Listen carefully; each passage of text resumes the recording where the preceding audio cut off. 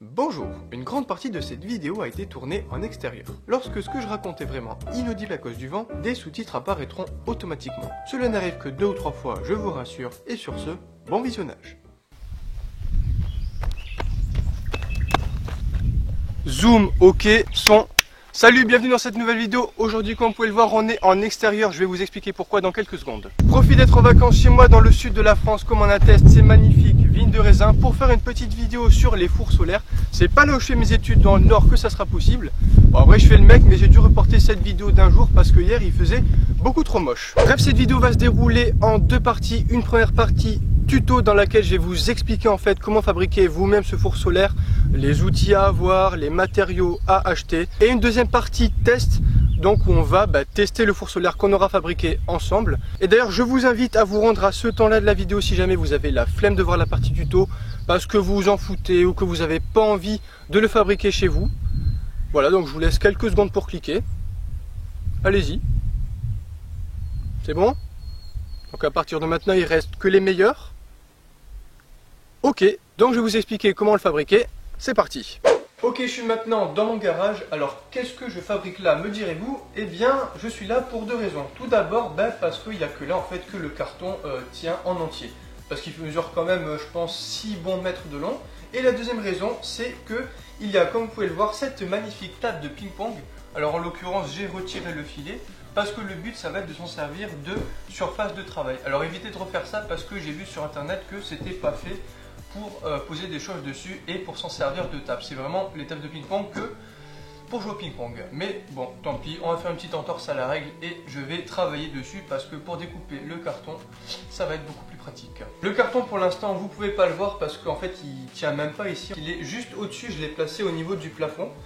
Et je vais en fait le découper, je pense, en 2 pour avoir 2 bouts de carton que je pourrais donc placer sur la table de ping-pong. Et je vous mettrai donc quelque part par là une image du plan que je vais suivre en découpant. Donc voilà, je vais suivre ce plan là. Sauf qu'en fait, pour avoir un four beaucoup plus grand, je vais séparer le patron en 2. Je vais faire cette partie là dans un bout de carton et cette partie là dans un deuxième bout de carton. Et ensuite, j'assemblerai les 2 parties au niveau de cette attache. Et comme ça me fera un four solaire, je pense, très très grand. Donc j'espère pouvoir tenir à l'intérieur.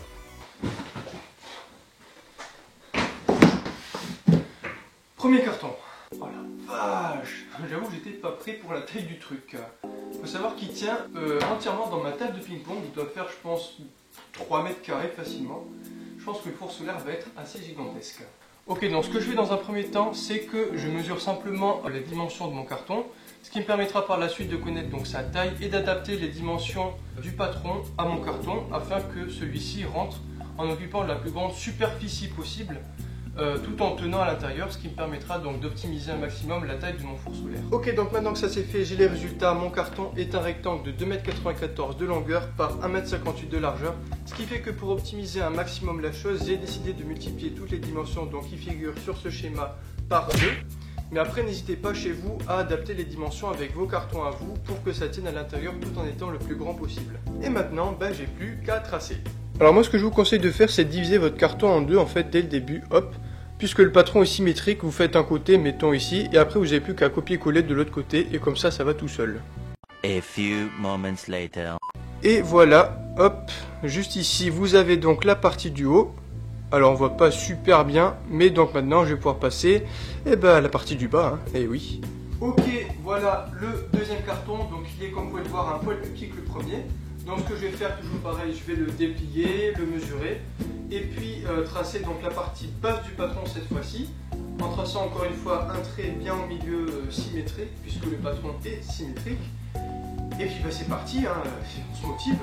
Ok, après 3 quarts d'heure de dur labeur, voici donc la partie basse du four solaire.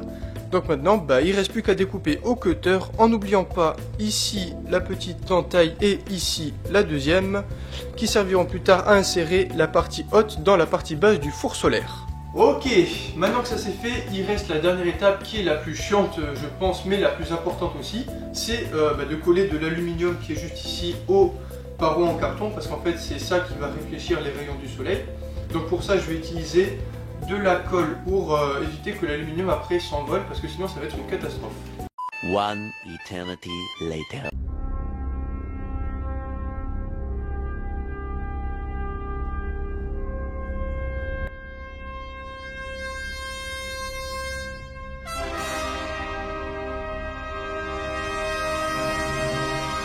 Vous savez, quand j'ai dit que j'allais faire un four solaire géant, alors bon, déjà, j'avais pas menti, mais ensuite, j'avais pas pensé à un truc. Comment je vais déplacer ça?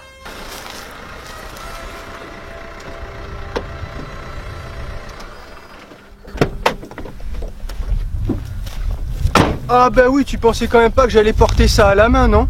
Et oui, c'est une Kangoo, et oui, c'est moche, et oui, je vous emmène. Oula! Alors il a pas tellement tenu le voyage. En fait, le scotch dont je vous avais parlé ici, c'est défait. Bon, heureusement j'ai prévu le coup et j'en ai amené du scotch de rechange. Je vais devoir le réparer, mais sinon il reste plus qu'à l'installer donc sur une zone plane, la plus exposée possible, donc au soleil. N'allez pas le mettre à l'ombre parce que ça, c'est quand même pas le but. Et donc, bah écoutez, je vais chercher un endroit pas mal et on se retrouve une fois que c'est installé. Ok, ici ça me semble pas trop mal. Alors, comme vous pouvez le voir, il y a un petit peu de vent. Du coup, ce que je vais faire, c'est que je vais placer des cailloux sur les deux côtés pour éviter que ça s'envole. C'est pas le but.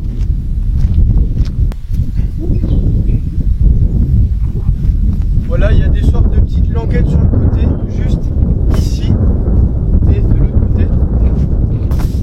Et là, ça bougera pas. Maintenant que ça s'est fait, bien placé et bien orienté, surtout on met les lunettes de soleil parce que le truc réfléchit pas mal de rayons. Le but c'est de faire cuire ce qu'il y a à l'intérieur et pas mes yeux. Ok, donc ce que je vais faire maintenant, c'est que je vais placer ce wok juste ici à l'intérieur du four. L'avantage du wok pour faire cuire les aliments, c'est qu'il est déjà il est surmonté d'un couvercle qui va créer un effet cocotte minute. Le deuxième avantage, c'est qu'il est de couleur noire, comme vous pouvez le voir. Oula, il y a un peu de vent, je suis désolé. J'espère qu'on m'entend bien.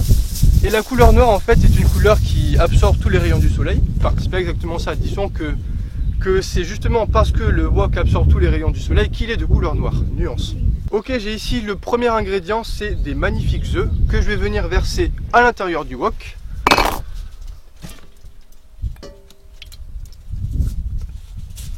Je referme.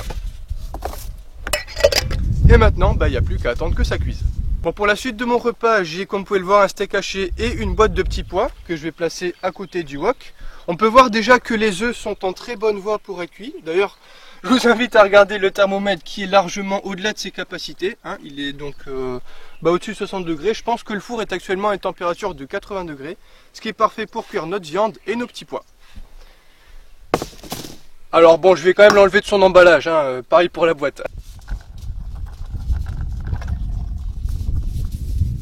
Et enfin, dernier ingrédient, j'ai, comme vous pouvez le voir, des pâtes. Alors bon, pour le coup, j'y crois pas du tout, parce qu'à mon avis, si on arrive à faire bouillir de l'eau dans le four solaire, je pense que je serai riche, parce que j'aurais fait une sacrée invention. Comme vous pouvez le voir, les ingrédients, donc là, il y a les œufs qui sont toujours en train de cuire. La viande, pour le coup, elle cuit pas tellement. Les petits pois, par contre, commencent à être tièdes. Donc ce que je vais faire maintenant, c'est que je vais mettre de l'eau dans la casserole, attendre qu'elle bouille, même si elle va jamais bouillir.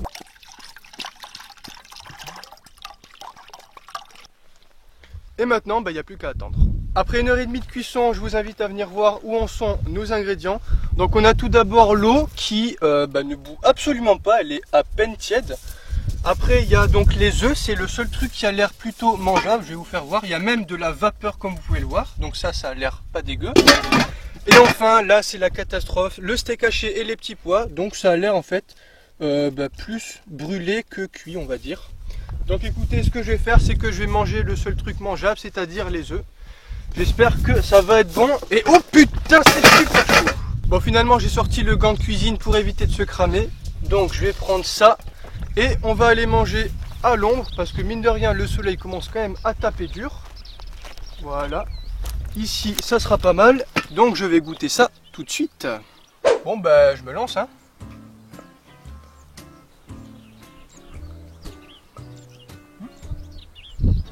C'est pas mauvais. Après c'est de l'œuf, hein, c'est pas non plus la nourriture révolutionnaire, mais bon. Après, le but c'était quand même que ça cuise, donc pour le coup ça a réussi. Bon, c'est pas franchement excellent. Je veux dire que ça manque peut-être un petit peu de sel, mais... Après 2h30 de cuisson, je vous laisse voir dans quel état sont les petits pois et la viande. J'ai vraiment pas envie de les manger, mais bon, ça serait du gâchis que de les jeter. Je vous promets pas que je vais manger tout le steak haché quand même, mais la plus grande partie possible avant de mourir. Donc écoutez, on se lance. Oh bon app hein. Ouais, merci.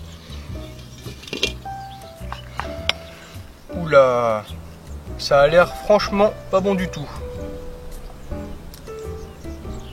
Réduction faite, c'est même carrément dégueulasse.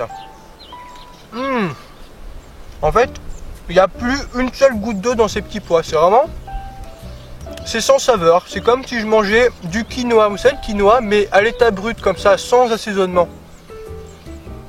J'arrive même pas à avaler, ça a aspiré toute ma salive. Oh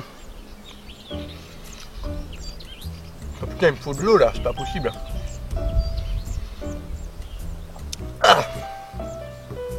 On passe à la viande. Comme on les aime, brûlés à l'extérieur et crus à l'intérieur. Ouf, c'est vraiment pas joli du tout. J'ai pas envie de le faire, c'est pour vous que je le fais, hein, mais vraiment si ça tenait que de moi, j'aurais déjà balancé ça.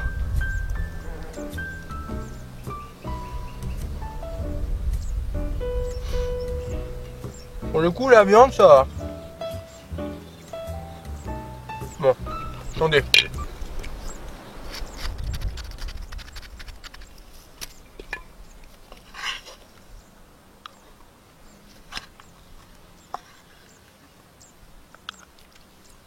Ah non, même avec une tonne de sel, ça passe pas. Donc en somme, si je devais faire un petit bilan, ben je dirais que, alors, les œufs, rien à dire, ça passe. C'est des œufs, ils étaient franchement mangeables.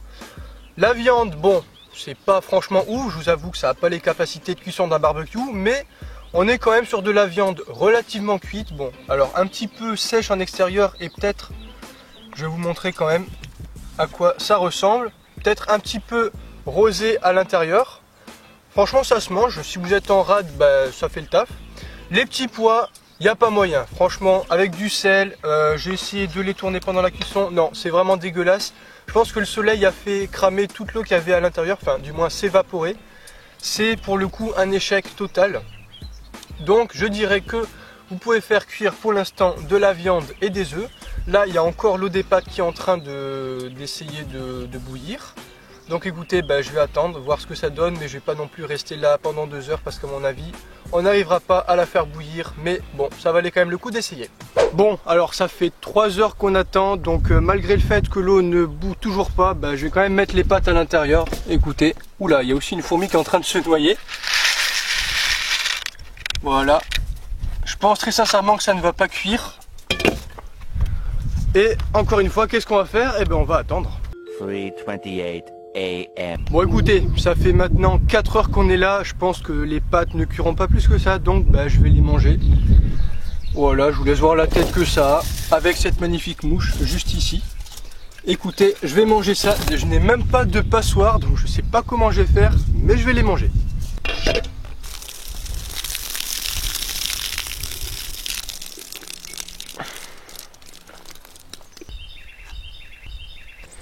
Système D, écoutez, hein. C'est le dernier plat de la journée, qu'on en finisse.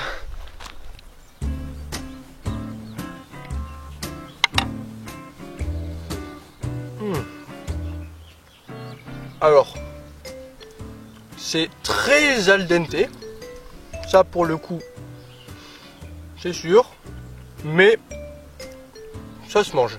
Bon, je vous recommande pas de faire cuire vos pâtes au four solaire, mais disons que en cas de dernier recours, il y a moyen. Mais bon, franchement, c'est pas terrible. Merci d'avoir regardé cette vidéo. Comme vous pouvez le voir, le four solaire, ça marche plutôt bien. Bon, c'est sûr, ça fait pas autant de miracles qu'un vrai four.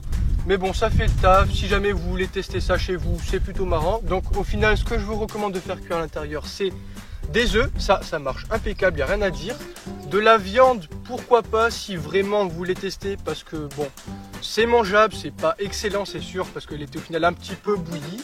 Les pâtes, on oublie, il n'y a pas moyen. Les petits pois, après je sais pas si c'est que nous on l'a laissé trop longtemps à l'intérieur, mais franchement c'était vraiment pas mangeable.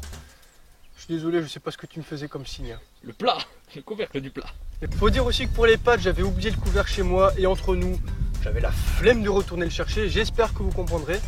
Donc vous pouvez toujours essayer vous-même chez vous en mettant un couvercle, qui sait, peut-être que ça fonctionnera. Bon, je vous garantis rien, mais on sait jamais. J'espère dans tous les cas que cette petite vidéo vous a plu. C'est vrai qu'elle sort un petit peu de ce que je fais habituellement. Si c'est le cas, n'hésitez surtout pas à mettre un excellent pouce en l'air parce que j'ai quand même fait pas mal de sacrifices pour vous. J'espère que... Ouh putain, je me suis renversé du liquide dessus. J'espère que vous en rendez compte. J'ai quand même mangé de la bouffe relativement dégueulasse. J'ai pris un coup de soleil monumental sur la nuque. Vous le voyez pas, mais actuellement je souffre atrocement.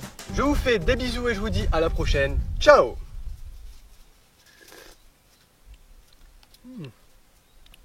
C'est dégueulasse.